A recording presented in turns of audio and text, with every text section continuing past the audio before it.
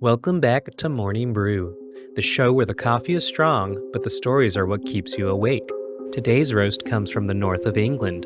In the summer of 1980, a man named Zigmund Adamski left his home for what should have been an ordinary errand. However, soon after leaving, he would vanish without a trace.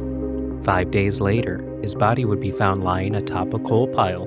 His body strangely marked, his face frozen in terror. No sign of a struggle, but signs of something else. Something unexplainable. So pour yourself a cup. Take that first slow sip.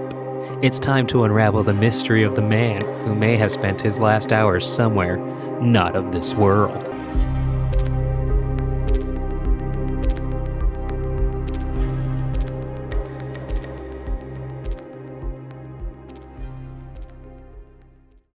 Yeah, sip that coffee. You didn't sip. You got to get that ASMR though. There it is. Okay, that's enough. Enough ASMR for one day. All right, everybody, welcome back once again to the second episode. See, we didn't give up on you. We made it to 2 episodes. Now we need to make it past what, like. Oh, this creepy music that's playing right now on my Spotify list. I just got a creepy undertone going, right? Just like a playlist of just creepy sounds like that you'd hear in a video game. It's fitting this podcast beautifully. Oh, great. So continue to go. I'm glad you got that ambiance going. As Fernando already said, we are going to be talking about a UFO case. Second episode where you happen to aliens. So I did aliens? Well, listen, okay. Even before I got a little bit more logical with ghosts, I still always kind of cling to aliens a bit stronger than the supernatural. That's fair. And in terms of this case, I did a little pre-prep like I'm sure you do. And I don't think it's aliens already. I'm going to be honest with you right now. There are some stuff that raise a little bit of eyebrows, but I think with the right influence, the right stories, the right intimidation, you could... it'll explain itself. Anyways, what did you do for research on this case? Well, first of all, I want to say I'm actually really excited right now because I think for the first time ever on the history of our podcasts, all 2 episodes and the previous podcast, and the previous one, I think I actually am the believer and you are not in this case. Nah, you never believe in anything. I'm dead serious. No, you're full of it. Okay, no, that's fine. But so yeah, I looked into this a little bit. It is interesting because it has a lot of, obviously I'm not going to get too much into it because we don't want to spoil anything, but this has a lot of great elements because not only is it aliens, it's got the Cold War, it's got, Men in Black type government officials. I believe in the Men in Black. I do too. It's got, we got a dead person. I mean, literally, the name of the episode is called The Mysterious Death, so I didn't spoil anything. That's kind of a spoiler. What if he survived? Well, maybe he does. Who knows? But this case has got a little bit of everything. And I personally think there is, everyone's going to have their theories. You're going to have your theory. I'm going to have my theory. But this is truly one that I don't think anybody can definitively say it is this or that. So I'm excited. Like I said, this will be the first time I think that I actually get to try to make you a believer out of it. So enjoy this because it's not going to be very often. By the way, off topic, I got up to this over the weekend. I printed this to add for some spooky ambiance into my room. It's a crow. It's a crow, brother. It's a fucking crow. Say hi to it. I'm saying hi. Thank you for showing us your crow for show and tell. No problem, let's get back to the story, shall we? All right. Well, I guess I get to piggyback off. Yeah, you get to start us off, dude. After I did the cute little intro. All right, let's get into this. Okay, so 1980s Yorkshire. In the 1980s, Great Britain's previously manufacturing-backed economy was in the midst of a major downturn. That sounds kind of familiar. Yeah, stuff's going on. Yes. It's not looking good. Hopefully no one dies from UFOs. So, anyways. Something. While a variety of factors were indeed at play, privatization, the change to a service-based industry, and Margaret Thatcher's conservative monetarist policies were typically the most commonly cited reasons for the shrinking GDP. Yorkshire was easily one of the most affected areas. During this period of time, Yorkshire was bombarded with a number of ailments. The former giant that was the coal industry had shrunk. Employment, followed by consistent strikes, devastated local communities. And then there was the Yorkshire Ripper. I forgot. In the background of all this unrest was an anxiety-inducing serial killer who had already murdered 13 women. So yeah, I forgot to mention when I was like, oh, this case is everything. It has a freaking serial killer going on in the background as well. This just sounds like a Jack the Ripper copycat. It probably was, to be honest, dude. These loonies out there.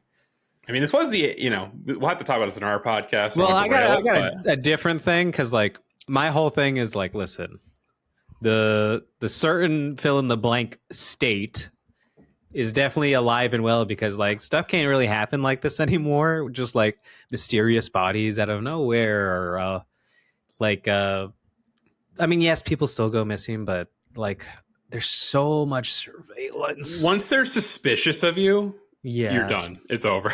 You're not getting away. Yeah. Basically, like everyone's like, oh, how did this body end up in the river? Let's follow the footage from the McDonald's all the way to the bank or whatever. Just pretty much, honestly.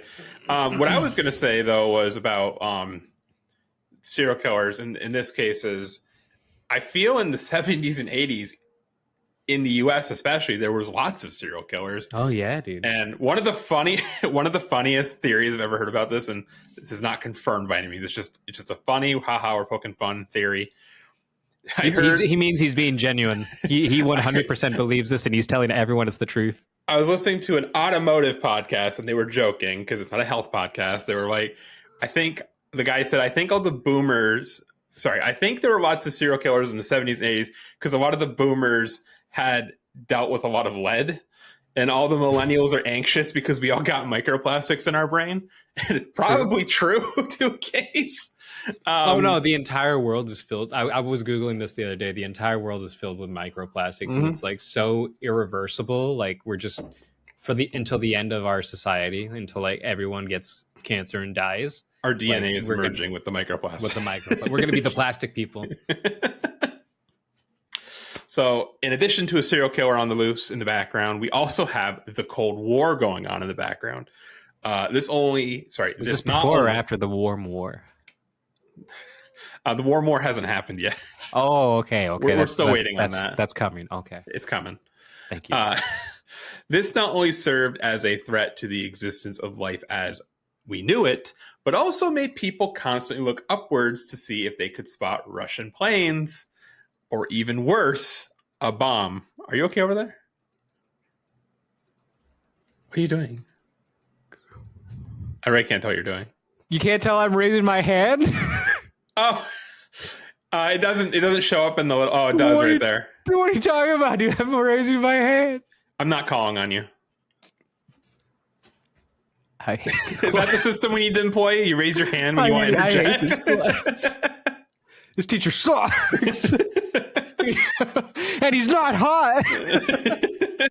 Finally, there was the Cold War. This not only served as a threat to the existence of life as we knew it, but also made people constantly look upwards to see if they could spot Russian planes, or even worse, a bomb. However, what actually began to crop up was a massive uptick in reports of UFOs. Oddly, Yorkshire specifically was a bit of a hotspot for UFO activity. Specifically, the town of Todmorden would bear witness to 10% of all UFO sightings in the UK. All of these circumstances worked together to form the makings of a powder keg. All that was needed was a spark. Yeah, spark. Yeah, there you go. Spark that way, bro. Okay, so that's So I got some just like, I'm excited about this because like, I don't know, it's kind of just like topical and just has a lot of like random talking points that we can kind of interject and be like, oh, you know what? This isn't making sense. There's a lot here. There's a lot here, but I'm excited because it's got more than just aliens. It's got Cold War, which is a really cool talking point, and it's actually something that's probably pretty relevant today. Oh, I say we are in a Cold War right now at this moment. Probably, again. yes. I do agree that there's some really shady politics going on in this geopolitical world of ours. Mm-hmm. More than ever. To combine that with aliens is a great talking point. I think this will be a fun conversation to have. And I don't know how much we'll actually be able to put out on YouTube without thinking we got to censor ourselves. Well, we'll just out of safety. It's always better to just censor afterwards. You know, and have in like the conversation. the 70s, the CIA had 3 hours later. So I don't know. Stay tuned for the You Go First political podcast coming soon. Me first. All right, we were at the body. Let's. I will find a way to segue. We'll segue this. We'll patch it up. Don't worry. If you want to see the whole 30, 40-minute interaction on geopolitics in this world, subscribe to our Patreon. Austin, remember to set up a Patreon. Okay, I will. I got it. The spark nice would come on in June 11th, 1980, when 2 police officers would be tasked with responding to a peculiar call. Apparently, a man by the name of Trevor Parker was in the midst of reporting for work at his parents' coal yard. Nepo baby. Probably. When he saw something interesting perched atop a coal pile. As he got closer to get a better look, he quickly realized that laying on that coal pile was the body of a man. Immediately, Trevor phoned the local bobbies. The local bobbies. I actually like that they call them the bobbies. I love that term. That and the Rozzers. I like the Rozzers too. I don't think I've ever heard the Rozzers. It's like how bobbies would be I guess Popo? for police officer. Yeah, Popo. Rozzers is like cops. Okay. You know. I can see that. That's cool. The responding officers included Malcolm Hagley and the fraud, Alan Godfrey. Initially, Officer Hagley... What? I said Alan Godfrey. What about him? I just said Alan Godfrey. I said the responding officers included Malcolm Hagley and Alan Godfrey. That's literally what I just said. Oh, yeah. Okay, that's what I thought you said. Run it back, dude. Initially, Officer Hagley took the lead and began to ascend the coal pile. While it definitely took him a few tries, he did manage to scale the ash-laden hill. Finally, exhausted and covered in coal dust, the officer made it to the top. The good feeling of conquering the mound, however, was short-lived. The body was that of a man in his 50s and was on its back. He wore a suit and a vest, but oddly, the shirt underneath it was all missing. His pants, shoes, and socks were on, but appeared to have been placed on his person rather clumsily. He was well-groomed and appeared as though he had very recently perished. Bizarrely, despite being on top of a coal pile, his clothes were completely free of coal dust, unlike that of the very much coal dust-covered officer. Upon closer inspection, the officer noticed cuts and scrapes on the man's hands. What was by far the weirdest were the marks on the back of the corpse's head and neck. It is here that odd black burns and a wound-producing discharge were discovered. Interestingly, both areas had a strange gel on them, pointing to the notion that these injuries had been treated. By now, the officer had motioned for his partner to also begin his ascent up the coal pile. For Godfrey, he was about to see something that he would never forget. Just as he arrived at the scene of the crime, in much of the same state as his fellow officer, he was instantly taken aback by the deceased man's face. The man's facial expression proved to be at severe odds with the rest of the man's appearance. Instead of dignity and calmness, the man's facial features painted a portrait of shock and terror. His eyes were wide open, his mouth was contorted and gaunt. Unsettlingly, it looked as though the man had died from fear itself. Godfrey would recount this as the scariest moment of his life. Unfortunately, however, this would not be the case for very long. After all the evidence was collected, which there wasn't much of, the body was eventually picked up by the coroner and the autopsy was performed. The body was eventually picked up by the coroner and an autopsy was performed. Shortly after the procedure, the 2 officers stopped by the coroner's office to discuss the findings. Oddly, it was a heart attack that was designated as the most likely culprit. Before Godfrey and Hagley could interject, however, the coroner put a finger up to quiet them. There is something strange, however, that I need to show you. He replied before uncovering the body. He then pointed at the area behind the body's neck and said, I have absolutely no idea what this substance is. Despite being sent off to toxicology for analysis, nobody was able to figure out exactly what the gel was or its purpose. In the words of the coroner, the substance had appeared to have come from nowhere. So one question I actually have, and I know I'm not trying to, I know I'm supposed to be the believer. I am the believer in this case. It's just fucking this lube, dude. Well, what I'm trying to say is back in the 80s, like, really, could you honestly just grab a substance off something big? Oh, we got to send this off. And they're going to automatically know. I mean, like, what? Dude, science has come so far in like 50 years. Like, this is almost like 50 years ago, 45? Yeah, close enough. About 45. And there's just no way. I don't even think they had an internet back then. So essentially, like, No, this thing is going by snail mail.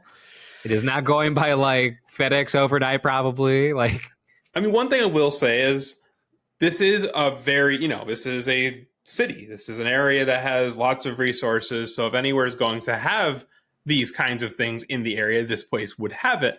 The only thing is, I don't worry, I completely agree, and I will use it to, obviously we'll get into more of it later, but yeah, the burns and the marks in the back of the neck are weird. The guy's face looking like it did is weird. But the biggest thing that's weird about all this is the fact that there's a body on top of the coal pile. And like you said, the officers got to the top and they were covered in coal. And one thing I didn't mention either about that in the script was it wasn't easy to climb this coal pile. They're climbing, they're tripping, the ground's giving way. I got a theory already if you want it. Okay, go for it. Seriously. So what do you call those tractors that I'm sure are at a coal mine? The ones that you have as a kid and you're putting sand in it and it's like a crane. A crane. It's a crane. I'm going to have the assumption that there was a crane present. I'm going to work under the guise that because listen, he got a haircut, a new change of clothes, the whole shebang. This implies to me that he was either starting a new life because he never came back and he changed his appearance. So that basically means he knew what he was doing, because you just don't forget to come back unless he got amnesia out of nowhere. So he probably was running away to start a new life, probably had a cardiac moment, and the wife was scared, didn't know what to do, probably because she wasn't from good upbringings herself, called her boyfriend who works over at the construction coal place, was like, hey, I need you to get rid of a body. And then he's starting to desecrate it, burn it, maybe. Like, that's what the burn marks are. She's like, with dignity. And then his way of dignity is like, I'm going to place him on top of this coal pile for someone else to find it. This is 1980. There's probably no CCTV footage.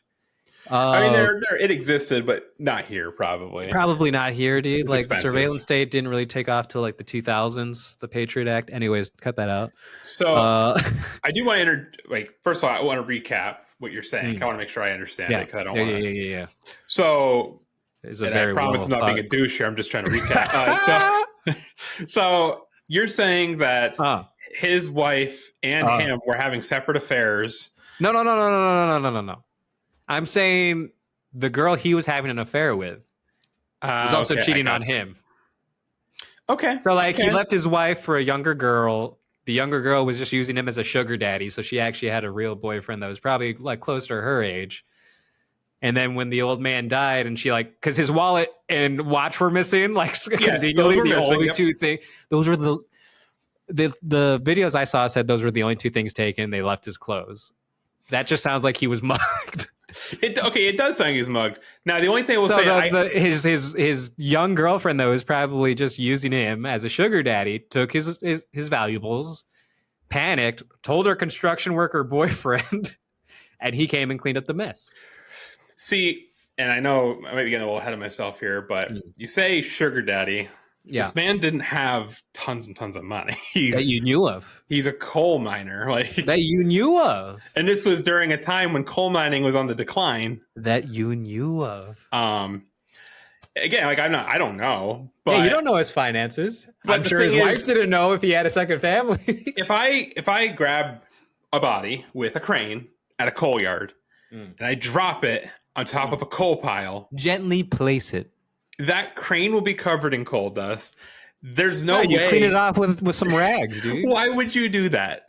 To hide the evidence, because it's 1980. Forensics aren't that good yet. Well, okay, I highly doubt if someone did kill him. They're like, And also, what it's are we gonna probably do? like an inside job, dude. Like, I'm telling you, dude. It's just like everyone's involved. I'm saying everyone's connected. I get what you're saying. It's a big cover up. And I'm not even saying you have a bad theory. You have a great theory, honestly. But best theory. there is no benefit to being like to fooling the cops. Like, did they use that crane to get that body over there? What does it matter? There's a body there. As long as your hands, your fingerprints, all that stuff aren't on it, doesn't matter how the body got up there. And the thing is, it wasn't even hidden.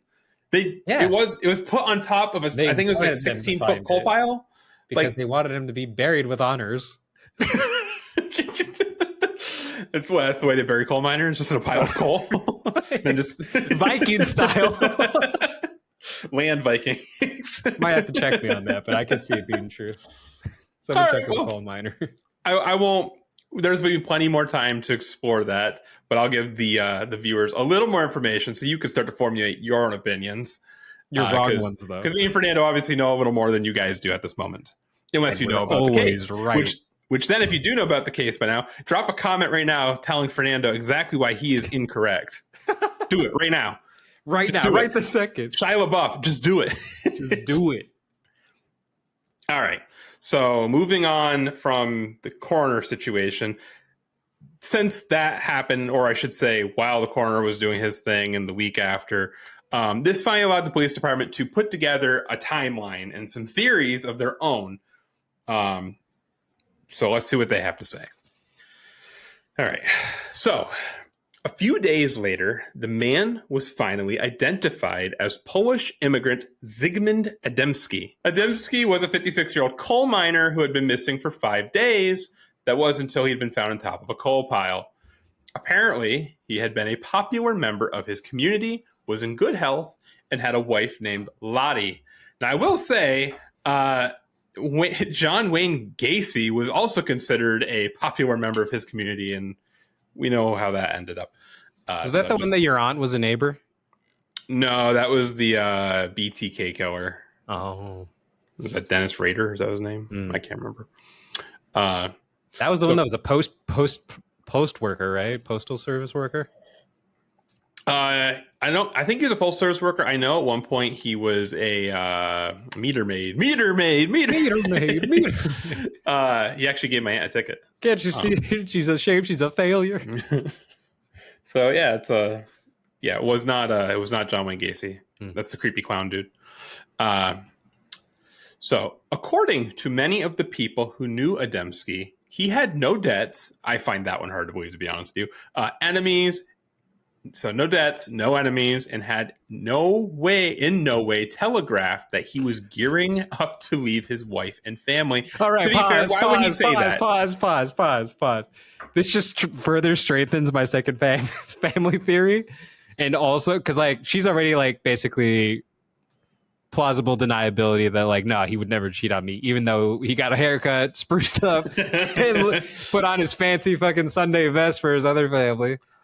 I wish I could say it was Sunday, but I don't think you think it was Sunday. Well, first of all, I hope we live long and healthy lives, whatever. But if I somehow go before you, Austin, at my funeral, you better say, yeah, no enemies. No enemies. I cannot no stress enemies he at had all. zero enemies. No enemies. No enemies. Fernando had no enemies. I cannot stress. And also, I would never leave my wife. That is all. And also, I have no enemies. That's all he wanted to say. Oh, shit. All right. So, Lottie. I cannot stress enough that I would not leave my wife. So according to people, he would never leave Lottie. Okay, so that's the gist of what people feel. Okay, Everyone's been saying it. Lottie and Sigmund, hottest couple around. there you go. They're so hot. They got a shared TikTok, a shared Facebook. They got everything. Adamski was expecting to, quote unquote, give away his goddaughter at her wedding literally the day after his disappearance. Keep that in mind, because that's going to fall into a theory. He supposedly had a speech prepared and was quite excited about the whole ceremony.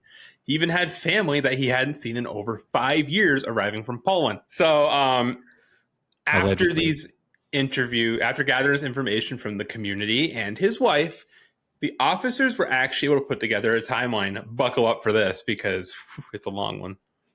On June 6, 1980, Adamski left home around 3:30 p.m. to purchase potatoes. He left wearing a brown suit and a shirt. He had long and shaggy hair when he left, and according to the local shopkeeper, he did come into the shop and buy potatoes that day and left without incident. He paid for those potatoes. There was no debt. He did not return home, though, and there were no verified sightings between June 7th and June 10th. No leads. The body was found June 11th. That's it. That's the timeline. That's what we get. That's what they were working on for weeks. That is what we get. Laugh out loud. It doesn't help. It's nothing. That's a nothing. It's a nothing answer. However, we got to read between the lines here, because there is some stuff which you can't read. You can't. Well, it's okay. Have ChatGPT do it for you. It's okay. While the timeline may seem scarce for details, which it definitely is, it did provide some interesting information that the officers did not have when they first found the body. For starters, Adamski had long, shaggy hair when he left, but was found with a freshly cropped haircut, as you had mentioned. Additionally, the vest that he was wearing in place of his shirt was not one that his wife recognized. Was it a gift from his mistress? Taught you some. If Lottie didn't buy my man's shirt, who did? Well, sure he was one of his enemies. We all know men 50 years ago were not dressing themselves. The trad wife movement is actually true. Who's dressing my man Sigmund? I need the streets need to know, dude. It's Godfrey. It's Alan Godfrey, the police officer. Here we go. Plot twist. Furthermore, by this time, investigators were perplexed at the overall cleanliness of the body. Remember now that the officer had been covered in coal dust during the climb, yada, yada, yada. Yeah, they were covered in coal dust. Zigmund was not covered in coal dust. How could that possibly happen, Fernando, if... I already explained it was a crane. Yeah, okay, sure. All right. Hot air balloon. I got an idea. Let's do a test. There's a quarry near my house. Next time you come visit, we're going to go to that quarry. I'll get my operator's license. I'm just going to... No. I'm going to let you just lay down in a coal pile. Or a rock pile. I'm going to pick you up with the crane. I'm going to drop you on top of another rock pile. You're going to get your operator's licenence. Yes, I'll get my operator's license. I'll drop you on top of a rock, and we're going to see if you're covered in I'm going to make sure you're OSHA certified. No, OSHA does not need to be involved in this. They very much do. It'll be a weekend. I'm sorry. OSHA doesn't work on weekends. Neither does anybody at the quarry.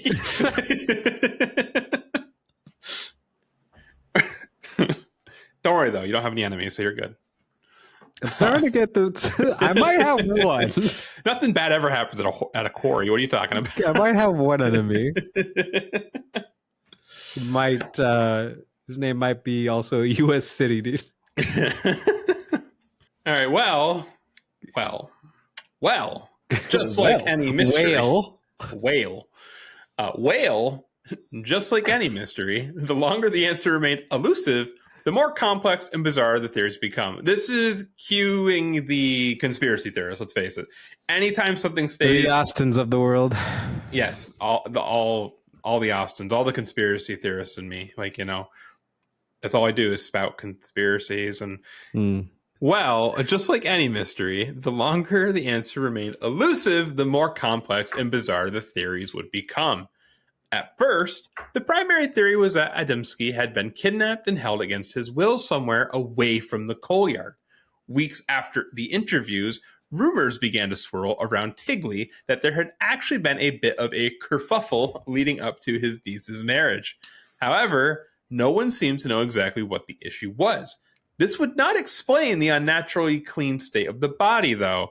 Unfortunately, I don't think any theory other than yours that so magically they freaking power washed a crane before they picked them up.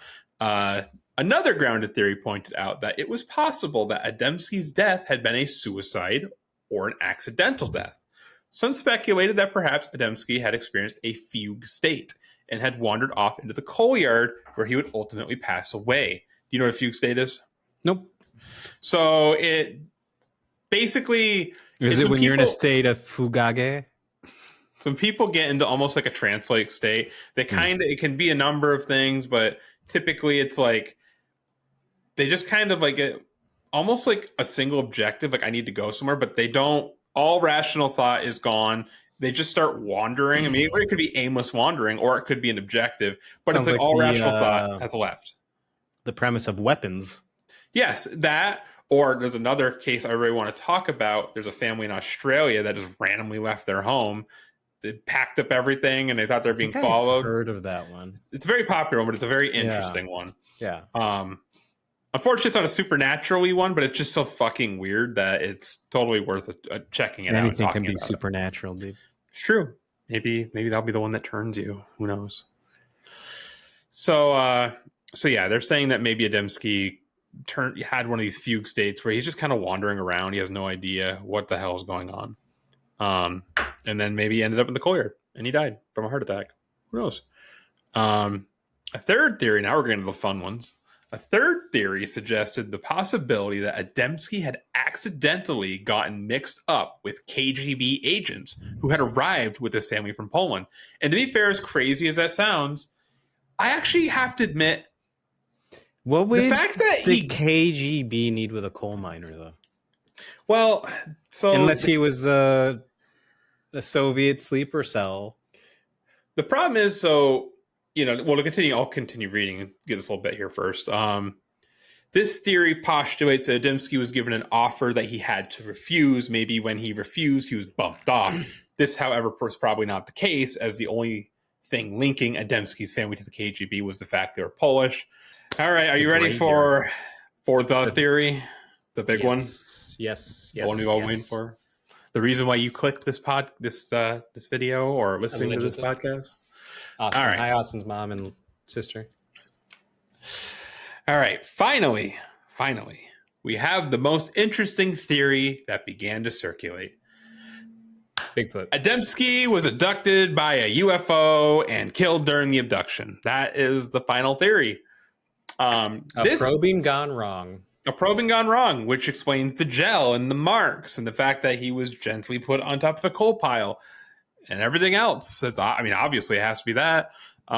This theory cropped up mostly because not only had it looked like the body had been lowered from above, but also the fact that many people reported seeing strange metallic objects over the area while Adamski was missing.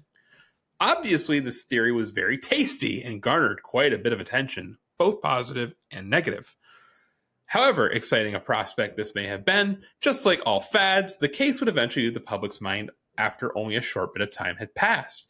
That was until, however, a very strange event happened 5 months later, an event that would bring Zigmund Adamski's death right back into the public eye. This time around, though, the memory of Adamski's mysterious death wouldn't be swept away so easily. So yeah, just like all fads, just like everything that's popular or was popular, Adamski's death was hoarding the newspapers, and now it's gone again. It's not interesting for now. But we're about to see why it gets re-interesting. You have any thoughts before I dive in? Before you dive in? Anything you want to get off your chest? Because I'm about to get to where I rip apart. That's fine. Fraudulent. All right, well. The headline seeking. I do think... The 15 minutes of fame, humans just want someone to recognize them in life. You know what? No, go ahead. I'll let you go, and then I'll talk after this. That brings us to Todmorden UFO. Is that how you say it, Todmorden? Yep. On the night of November 28th, our good friend Alan Godfrey, remember him, was once again back on the beat. Like most nights, it started rather quietly with an occasional service call here and there. Then, halfway through his shift, he received a call over the radio about some cows who had been spotted roaming through a nearby neighborhood. Godfrey would search the area, but was unable to spot the herd, assuming that there would be no way he could miss such a large group of animals.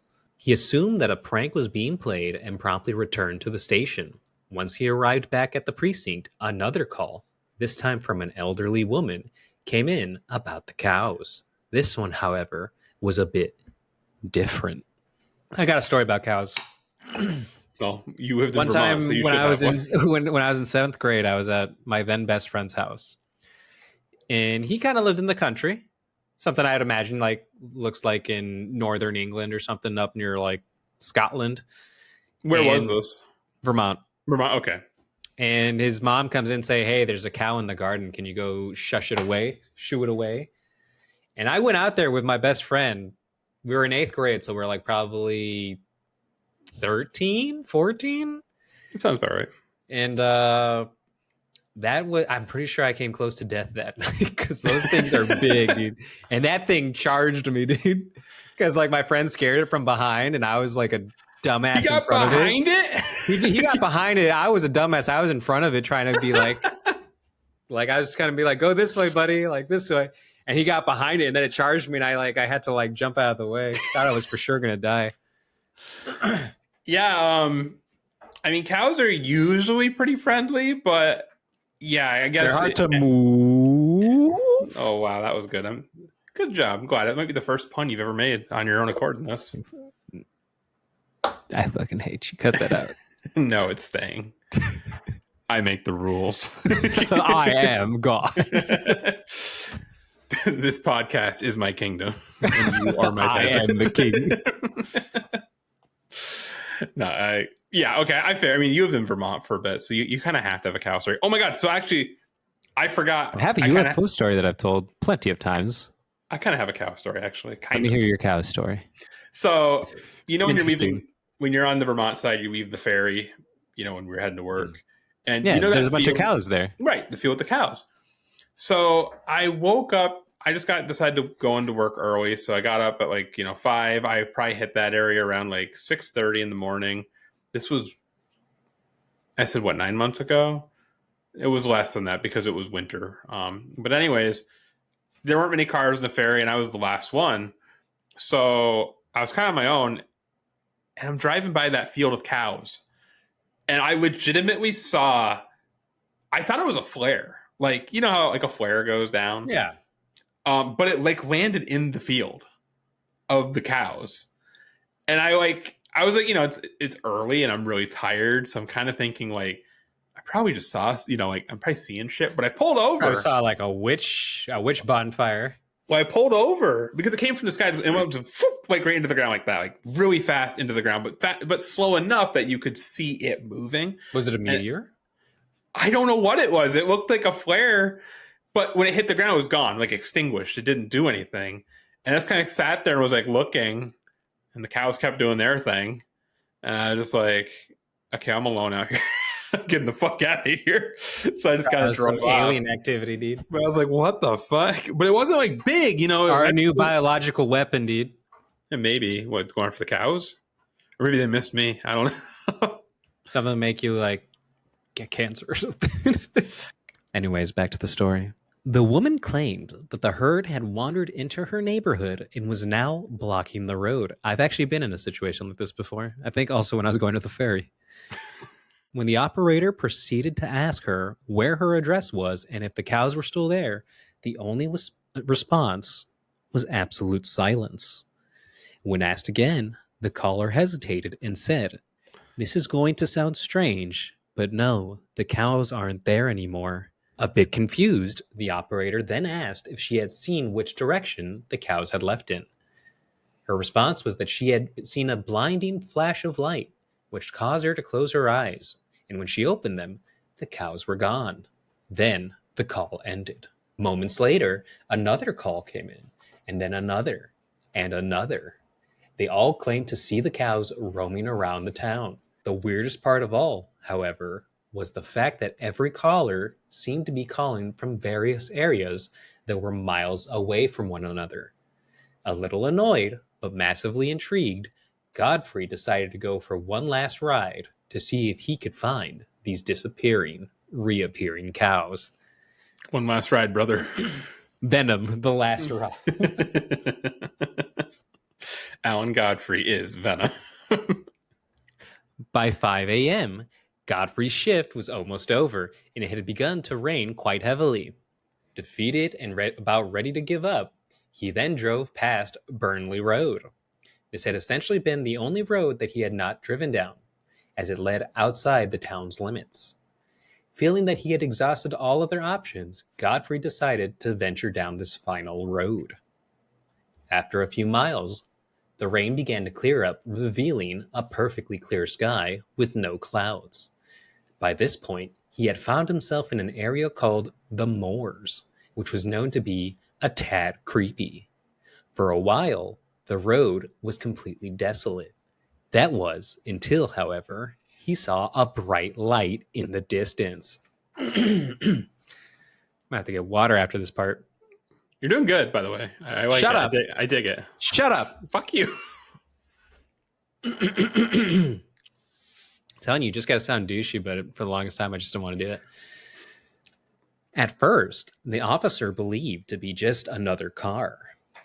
This soon became a fleeting thought, though, when he got closer.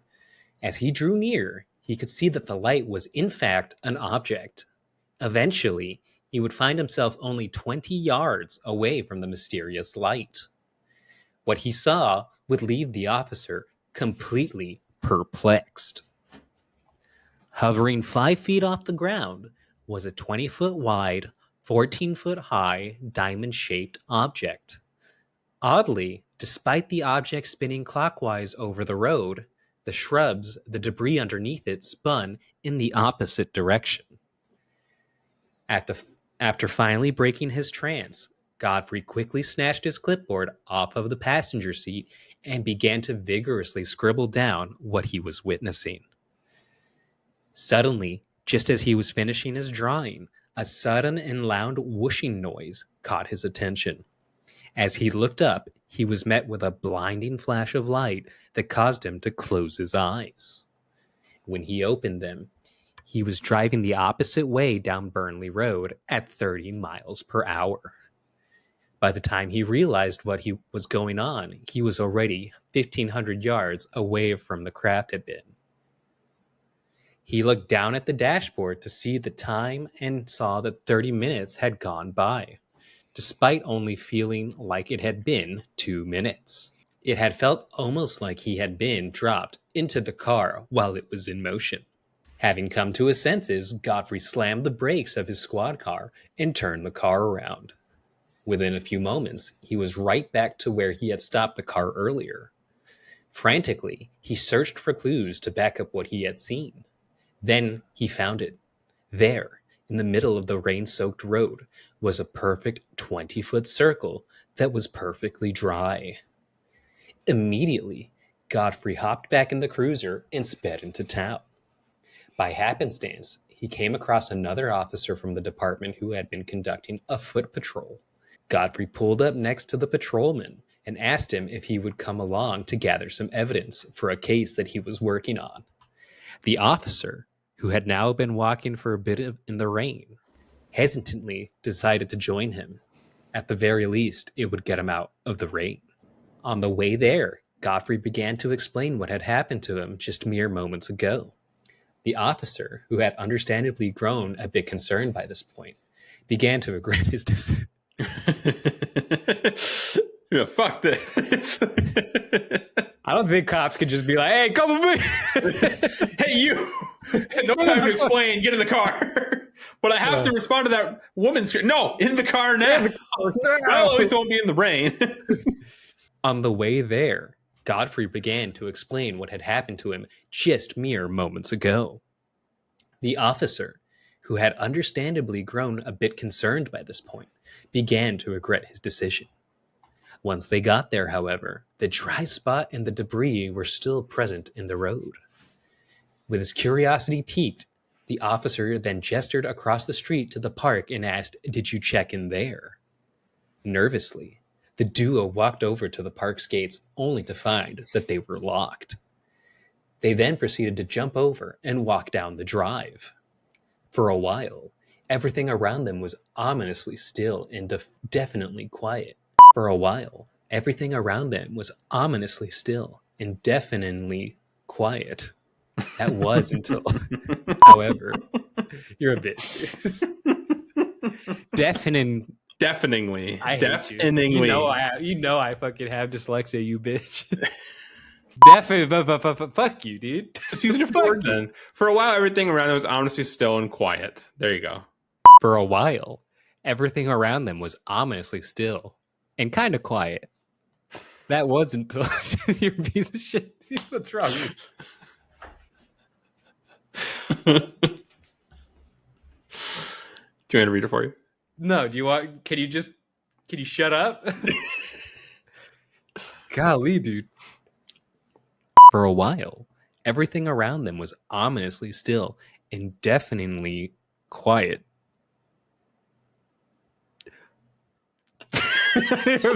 Listen, shut up. Okay, deafeningly.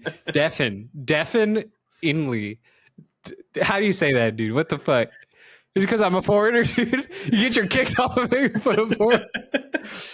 For a while, everything around them was... No, just that word, dude. Deafeningly. Deafeningly.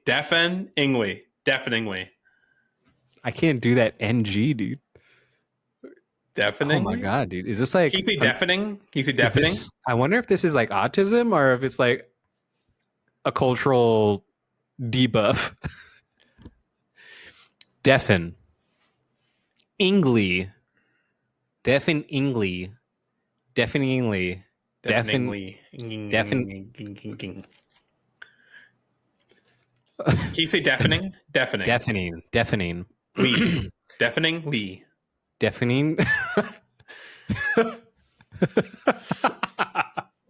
What is this, dude? What kind of witchcraft is this? Deafening. Okay. Deafeningly quiet. Deafeningly quiet. Deafeningly quiet. Okay. Okay. Stop scrolling your phone. Have some respect. Oh, I'm sorry. All right, I'm ready. All right. For a while, everything around them was ominously still and deafeningly shut up. For a while, everything around them was ominously still and deafeningly quiet. I was there. Shut up. Hold on. Shut up. Shut up. Just mute your mic, dude, for 1 second. One goddamn second. For a while, everything around them was ominously still. And God damn.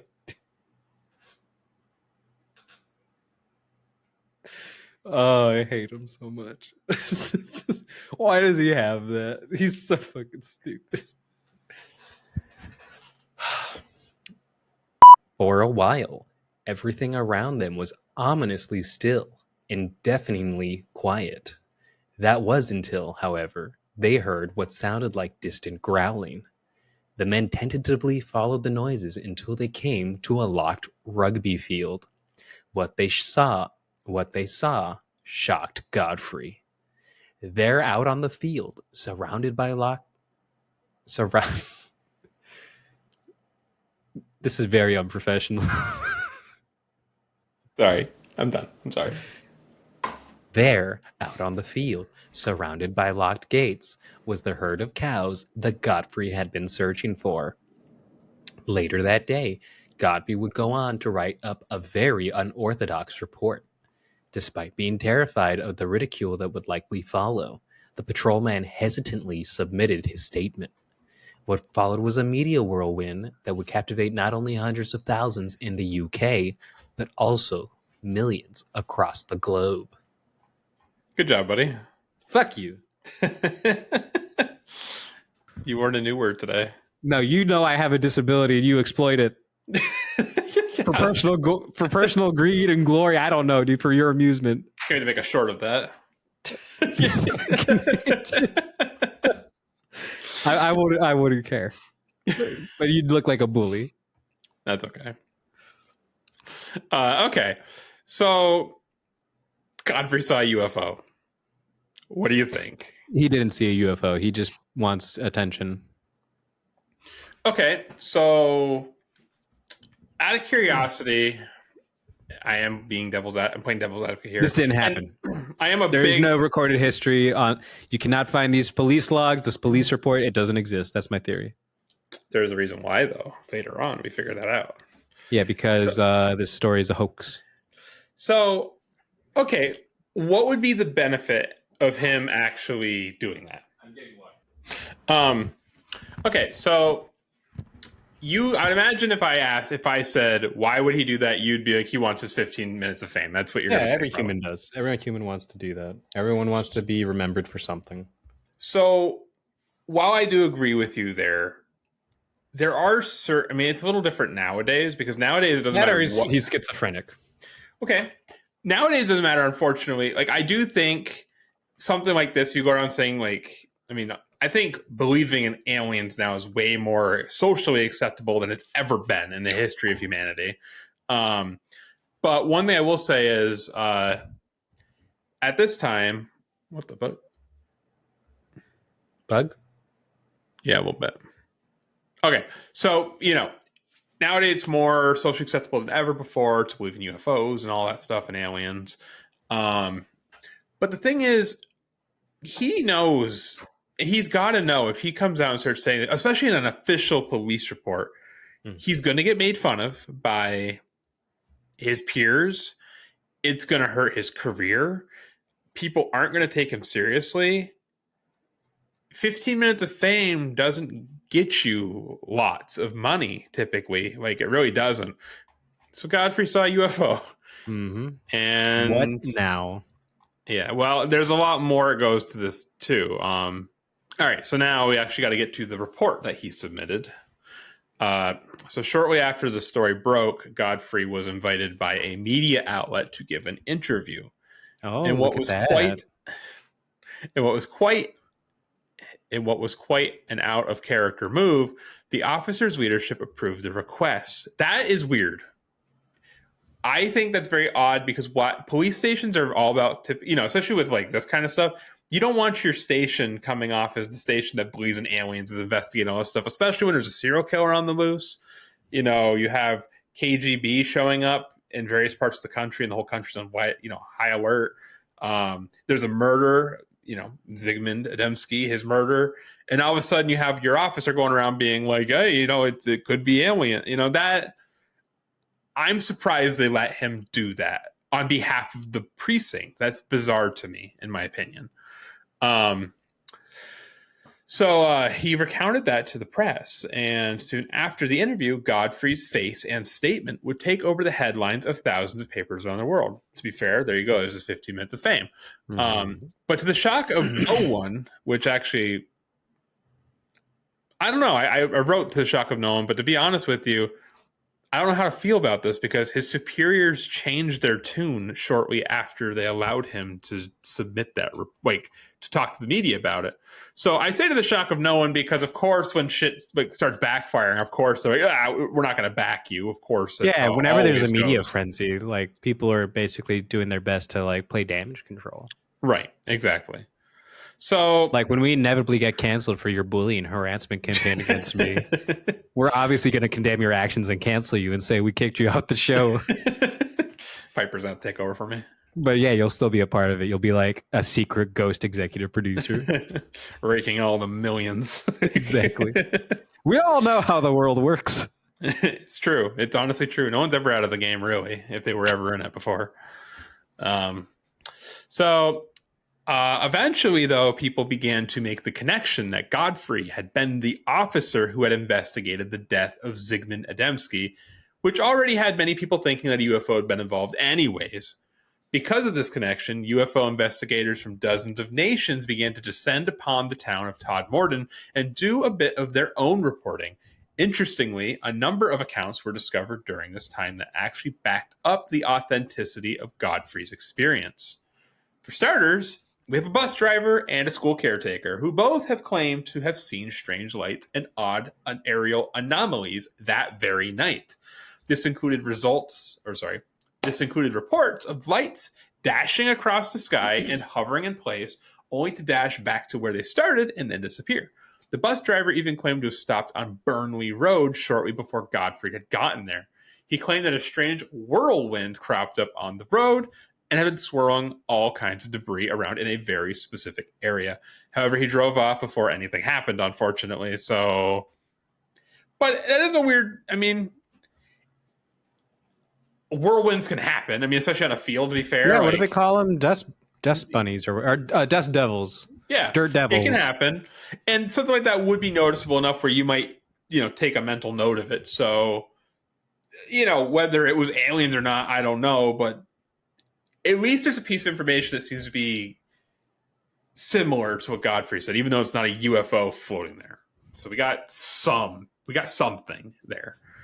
But this, I want to be fair here. I want to make a note. This is an account that supposedly happened, but it's hard to tell what day this happened. A lot of people don't think it actually happened the day of Godfrey. So what this would basically say is aliens had been in the area, but I don't personally think this is what he witnessed. But one of the most credible accounts, even though it's fuzzy as I just mentioned, came from Godfrey's co-workers. Apparently 5 police officers had been searching for a motorcycle thief in the moors. While on a foot patrol, they noticed a bright blue light in the near distance. When they decided to investigate, they noticed that it was moving at a steady pace, slightly above the tree line. When it finally hovered into view, they saw that the light was freely floating at a slow pace. Soon after, the illuminated object zipped straight up at neck-breaking speeds, then disappeared over the horizon. So this is the same area, but I don't think this is the same day, but it is within that same week. It's just, for some reason, it's hard to figure. This is the one I go back and forth on because a lot of people don't seem to know when it actually happened. So I guess I'm trying to be fair here. So after a little bit of this has kind of passed and been thrown into the news and people are aware, eventually one of the UFO investigators actually caught up with Godfrey and managed to convince him. But there's no right at this moment, we're still just going off word of mouth, right? Yes. Okay. It reports and stuff. Yeah. Physical reports. Right. Exactly. The only thing. But physical reports are just word of mouth. Right. Of course. There's no actual photograph. There's no actual video. Nope. We got a sketch. But it's also the 80s. Remember, there is no people aren't have camcorders sitting in their car. They don't. Stories were a lot more believable before the surveillance state. Right. True. It's a lot easier now. I can. Everyone's got one of these. It's very easy just to pull a phone out. That's why ghost stories went from being one of the creepiest campfire things to ghost stories on TikTok being fake. That kind of provides a segue, though. We're eventually going to look at some ghost videos and give our opinions on it. So we'll see about that. Spoiler alert, a lot of them are probably going to be fake. Probably. But something else is coming, just so you know. So eventually one of the UFO investigators caught up with Godfrey and managed to convince him to partake in a rather eccentric form of interview. How specifically, eccentric? Well, we're going to get into that. I think this is really... I don't know. How slow did he sip his coffee? We don't have enough time in this podcast for that. Okay. All right. Just wondering. It was a long time. Oof.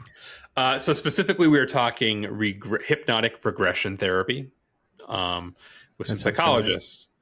So we're going to they're going to try to dive deep into Godfrey's brain and figure out what is ailing his conscience.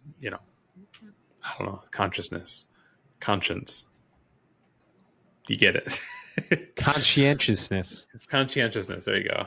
So, to the surprise of the psychologist who conducted the study, Godfrey would actually be able to remember what had happened during those 30 minutes he said that he lost. Well, he's going to tell us what happened during those 30 minutes. Oh, how convenient. Yes. Amnesia gone. According to Godfrey. Was that New York Times bestseller?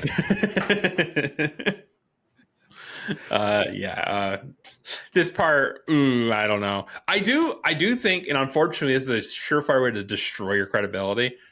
I do think things have happened to people, and then they just like keep adding on to it to make it more interesting. Or worse, I do genuinely think there are people who tell lies. Yeah, they're called pathological liars. Believe their lies, like legit. Like they don't think they're lying; they legitimately believe their lies. I think those are the schizos. It could be, but I have met people like that. It's something to watch. I'll tell you that. So during his what did we call it? Sexcapades. No, it wasn't. There's no. Well, maybe I don't know. Actually, there's some stuff that's kind of open to imagination. I bet the UFO conventions get a little freaky, dude. Probably. They'll dress up as aliens. It's a big old foreplay thing. Dude, I could see it. We're all pervs, dude. Jesus. Yeah, you're right. No, that's definitely part of the foreplay talk. All right. Well, according to Godfrey, do you go to these conventions? No, but we should start. According to Godfrey, he had actually somehow ended up inside the object during this time. We said again, nice and slow. Inside the object. Is there a ghost in here? I don't know, but I'm so wet from all this coffee. Take that nice long sip. While inside, he was met by a humanoid named Joseph. Russian. It does, doesn't it? Apparently the Russians are aliens. Joseph, who was a tall, bearded man with a robe, proceeded to run a number of tests on Godfrey, despite his resistance alongside Joseph. He proceeded to run a number of tests on Godfrey despite Godfrey's resistance. Remember to always ask for consent. Yes, always ask for consent. Joseph didn't, though, unfortunately, in this case. We are canceling Joseph. Alongside Joseph were, and I know what you're going to say, but I'm just telling you the quote, mechanical creatures. To me, that is a robot, but I guess these are more supposed to be like biological in nature, like cyborgs almost. They served as assistants. When he was pushed more on these tests, Godfrey stated that he was unable to further elaborate as he did not understand the procedures. Maybe he was just a little shy to mention what happens. I can't imagine it was anything great. And this is a random fact, but it popped up in every place I looked. Randomly, one of the strangest things that Godfrey remembered was the presence of a large black dog that appeared to be simply hanging. Oh, Jesus, fuck, dude. I'm getting tired. First time, dude? I need actual coffee. I drink caffeine-free tea. Yeah, what the fuck's wrong with you? Oh, well, I don't want to be awake all night, but you think you're better than me? It's a long one. Yeah, who fucking wrote this, dude? All right. Well, we also lock in. We didn't start until 8:45 or 7:45. No, you didn't start. That's super fucking early. I'm saying we've been talking a lot. So I'm saying. Yes, go. So randomly, one of the strangest things that Godfrey remembered was the presence of a large black dog that appeared to simply be hanging out in the craft. This would be the last thing he remembered before finding himself sitting in his moving police car. So they got a pet, I guess. The aliens have a pet dog. Joseph's got a pet dog. I would want a pet cat. I mean, I don't know. I want to find the soul of Lacey forever and just keep finding her. Putting her in my future cats. A spirit animal almost, but like instead of like a soulmate. An alibrije, according to Coco.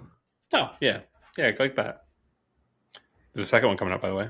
Mm-hmm. Like in 2020 fucking 9, dude. Probably, yeah. But no, I think I looked into it and I was like, are you joking?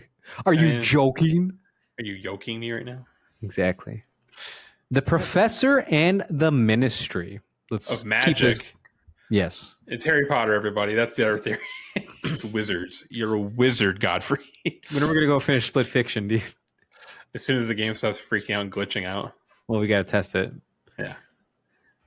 As a month or so ticked by, the story of the abducted police officer did not cease to captivate the public.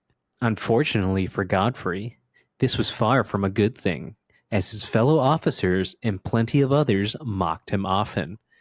Things got even worse for the constable when he received a suspicious letter from a Professor Zakharov. Is that how you spell Zakharov? I feel like it's with an OV. I swear to God, that's a copy paste because I didn't want to type it. When he received a suspicious letter from a Professor Zakharov out of Moscow. Apparently, the educator had become fascinated in Godfrey's story and desired to learn more. As mentioned earlier, the Cold War was still raging on at this moment in time. As a result, any correspondence between Soviet Russia and a police officer from the West would definitely be met with heavy suspicion. Once again, however, Godfrey listened to his rather unsupportive leadership and proceeded to respond to the Soviet professor with complete honesty. Godfrey's message to the professor was then met with a chilling reply. The professor proceeded to ask if Godfrey had any information on another UFO mystery that had occurred only 1 month before his experience near Suffolk, England. For context, we are talking about the Rendlesham Forest incident. To this day, this is considered the most infamous UFO sighting in British history. To summarize, for 2 nights in 1980, military personnel at 2 British air bases claimed to have witnessed a UFO. 2 soldiers even claimed to have been within close contact with the craft. We will definitely be covering that, by the way. I would like to talk about that one. Yeah, it's pretty insane, and it's a lot more. There's actual if you believe in it, there's actual contact, and there's peril. Again, we're talking about the military, and they think that they're under attack. So it's an interesting one. At this point, Godfrey had become uneasy with the entire situation and sent one final message. Unfortunately for Godfrey, the correspondence was being monitored by someone other than his superiors. A few days later, Godfrey came into the station to get ready for his shift. Before he could even unlock his desk, however, he was told by a fellow officer that he had been summoned to the chief inspector's office. Reluctantly, he scuttled over the officer's door, knocked on the doorframe, and proceeded to open the door. When the door was open, Godfrey saw that another man was in the office with the inspector. This man was in a suit, didn't say anything. When Godfrey sat next to him, Godfrey proceeded to ask the man who he was. The man's response was, "All you need to know is that I am from the ministry." In the man's hand was a picture of the craft that Godfrey had drawn the morning of the incident. Did you draw this? Did you draw this? Shit. It's very good. Oh, it's very good. Yeah. It's going right on the company's fridge. By the way, I'm from the Ministry of Art. I've come to buy You and are- procure this piece. I am hiring you. Oh, if only. What really happened? The man proceeded to say, "You are not to talk to the media. You are yet not to discuss the disappearance of Zigmund Adamski. You will not speak of this meeting. Do I make myself clear?" After this discussion, the man would go on to appear at random places that Godfrey frequented. As you can imagine, Godfrey took this as a way to intimidate him into playing by the rules. One day, Godfrey proceeded to tell the man to leave him alone. Bizarrely, this appeared to work, and Godfrey never saw the man again. If you don't believe in him, he can't hurt you. This guy's a schizo. This guy has schizophrenia. Well, that's not the end of it. This guy is having an erotic episode. Well, just keep going. It's not like the man actually disappeared per se. I wonder if I tell you to leave me alone, if you'll disappear and I'll realize you're just a figment of my imagination. No, I'll just reappear at your door and be like, why were you ignoring me? I know where you live. And I know how to get into your house too. Just because there's keys and so it doesn't mean I can't be like, oh man, sorry neighbor. I forgot my keys back in there. You're a psycho. I could totally get into your psycho. apartment if I wanted to, easily. 100%. Soon after telling the man off, Godfrey began to be reassigned quite frequently. Reassigned? Like so normally he'd be like on this beat, which could be like downtown. But now he's getting assigned to all the shit he doesn't want to do. Like, oh, you're going to be at the airport. I don't know if that's a bad thing, but you know what I mean? Soon after telling the man off, Godfrey began to be reassigned quite frequently.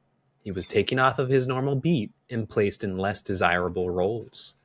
Eventually, his supervisors began to portray him as a crazy and even a danger to the department. Soon after this became the norm. Godfrey would be pushed out of the department. The fallout from this would be devastating for Godfrey. He would lose his career, lose his wife, lose his house, and finally turn to heavy drinking. Despite hitting rock bottom, though, the broken man never changed his story, nor did he shy away from discussing his experiences. And to this day, he still engages in plenty of interviews. Maybe drunk as fuck. Yeah. Maybe one day, Godfrey's experiences will be vindicated. Shut up! You saw like 5 UFOs last night. What day is it? He just absolutely smashed. He's got schizo, dude. He's a schizo. I will say, unfortunately, that last bit turned to alcohol and then kind of like, I don't know that I'm not shaming anyone. I know people go through shit, but that doesn't help. You know what I mean? Like if his alcoholism was such a big problem that it actually showed up everywhere in the research, it doesn't help credibility after that. So I'm really trying to look at what he said before his life really went downhill.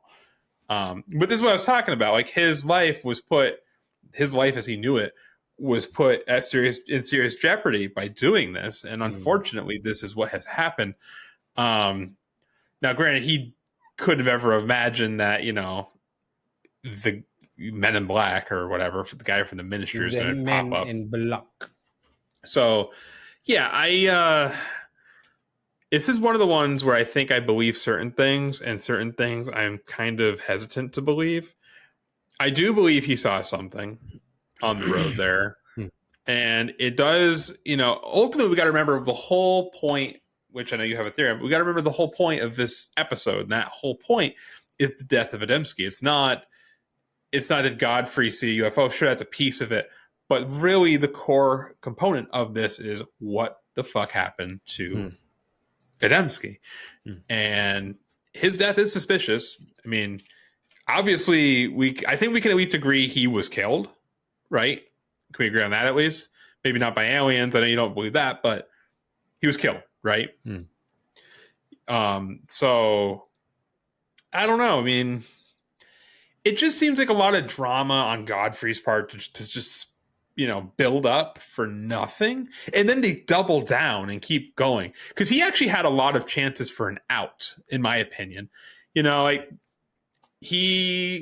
The second, the department kind of shut down, was like, hey, we're not really backing this anymore. He could have just shut up at that point, and it'd probably been okay. If, and I know I say if because I don't know if you even believe this, but if someone from the government actually did come in, that was a chance to shut the fuck up. He wasn't going to get anything. He wasn't going to win this. I think he knew that, and he just never backed down. I think I would back down. Oh, I would, 100%. I'm not destroying my life over this. You can silence me. Unfortunately, that's why the truth gets buried quite a bit. Unfortunately, yeah, because we don't want to die. We want to preserve and continue on.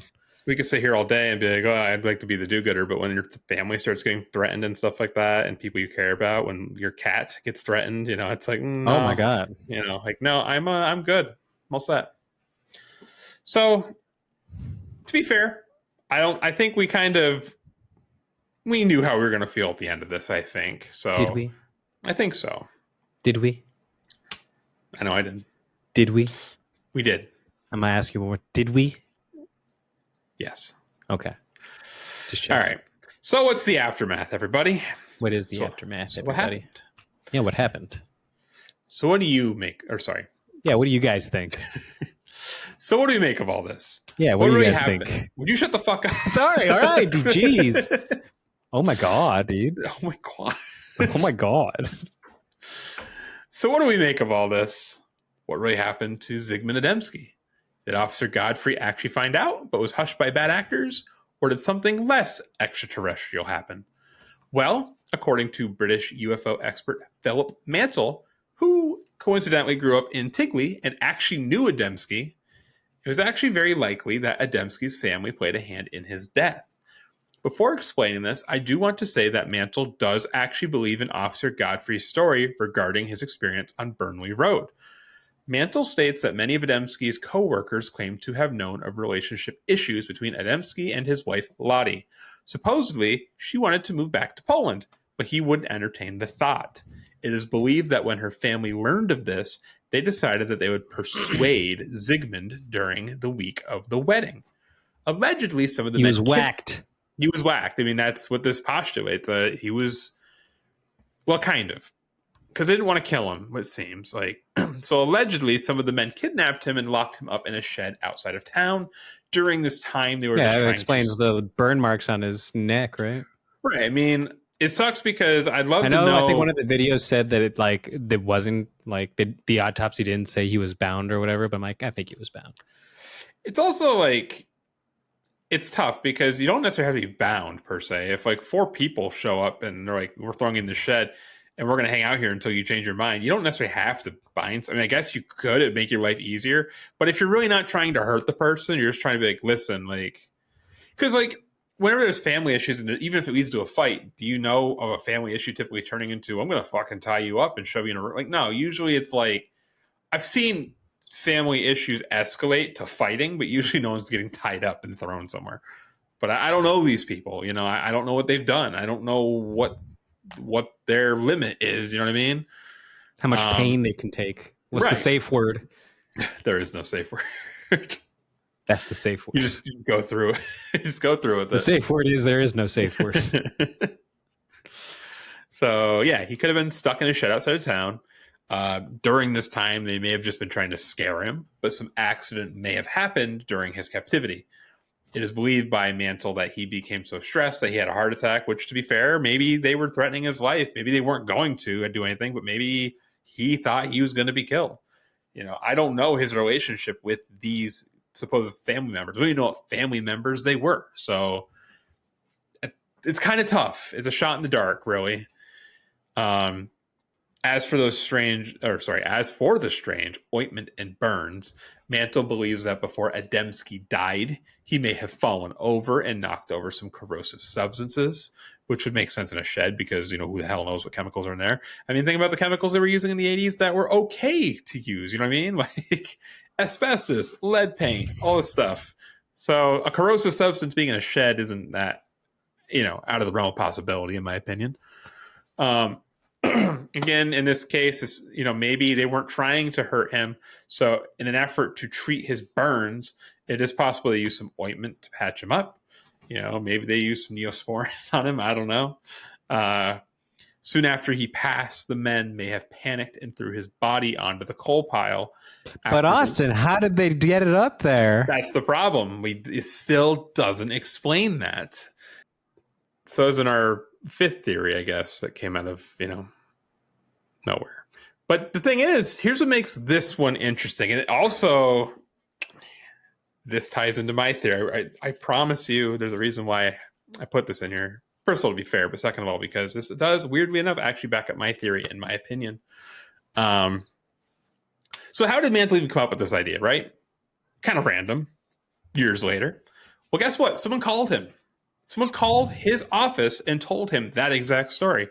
So years later, while working at the Yorkshire UFO Society headquarters, Mantle apparently received a phone call from a woman who claimed to be the niece of Adamski. She then proceeded to tell Mantle the entire story and then hung up without any warning. Oddly, the woman never gave her name, nor the names of the individual who perpetrated the crime. Also, why did she call UFO Society's headquarters and not the police? For most people, these circumstances are just too odd and have instead made many people become even more suspicious. Annoyingly, if you don't find yourself believing this to be the case, you may be finding yourself left back at square one. Unfortunately, Zigmund Adamski's story ends where it began, in silence. No witnesses, no answers, and no closure. So, yeah, it's, I don't know. I think that was actually What are you doing? I'm mewing. I'm okay. rizzing. Oh, okay. Rizzler. Call me the Rizzler. Okay, great. Rizzler. So the reason why I say that might actually be not proof, but may help my case. Maybe, and this has been discussed many times in like current day, like all the UFO stuff being declassified.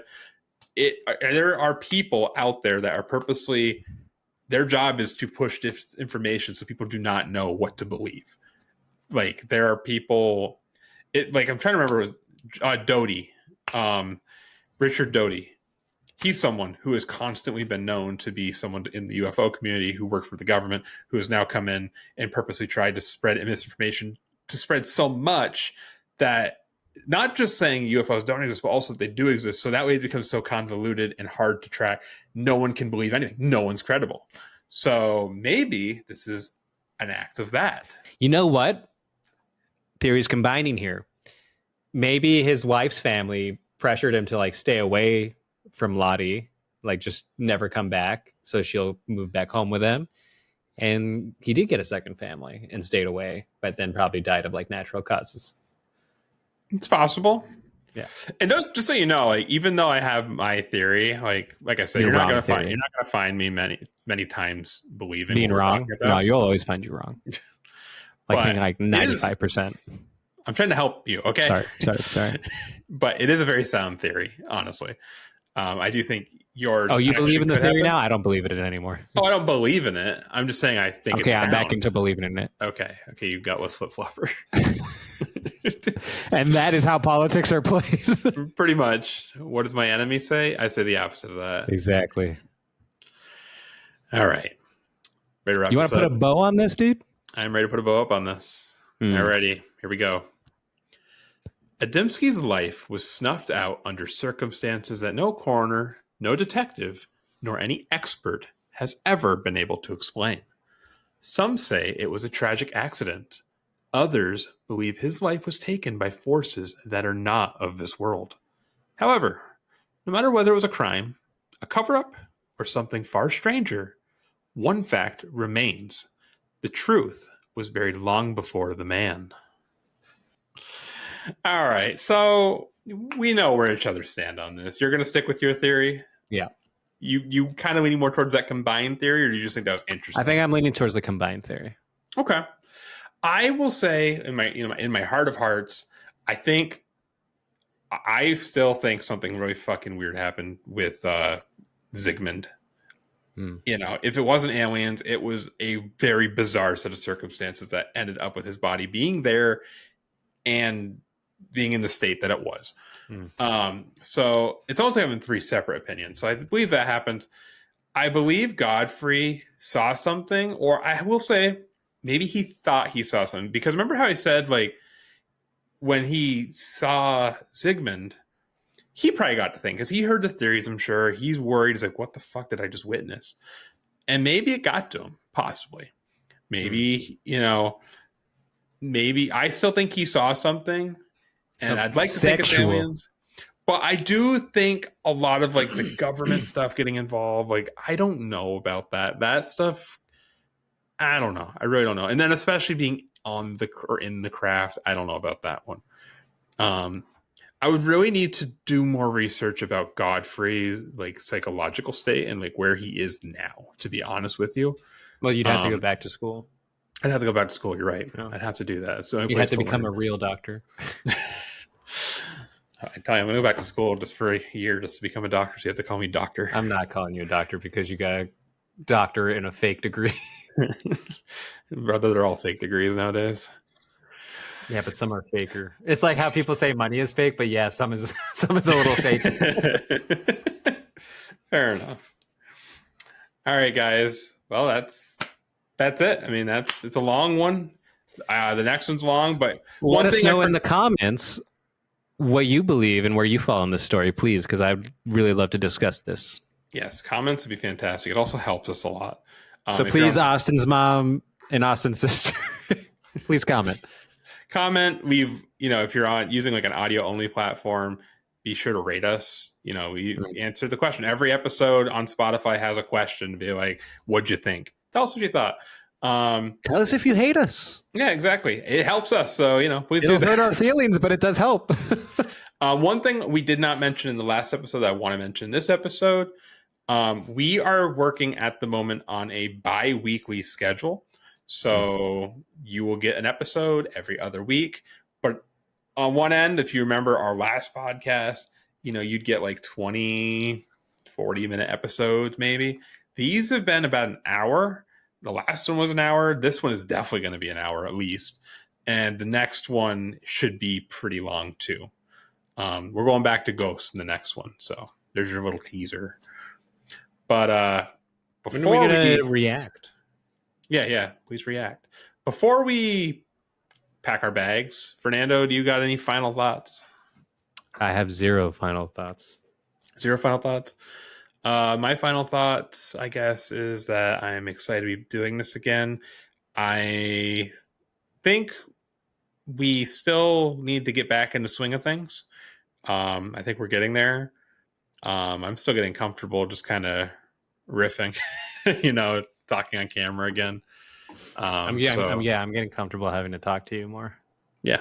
So it's kind of scary. You should be very afraid. But and that's kind of it, honestly. I'm just happy to be back. It's fun. Having fun. Yeah, it's pretty fun. I like it. It's very convincing. I'm a very convincing guy. Oh, yes. All right, guys. Gonna stop taking up your time here. So, as always, thanks for sipping the strange with us today on Mourning Brew. If you enjoyed the episode, don't forget to follow, don't forget to rate, don't forget to like, and don't forget to share it with your favorite fellow weirdos. We will be talking to you in a fortnight from now. Have a great night, everyone, and we'll talk to you later.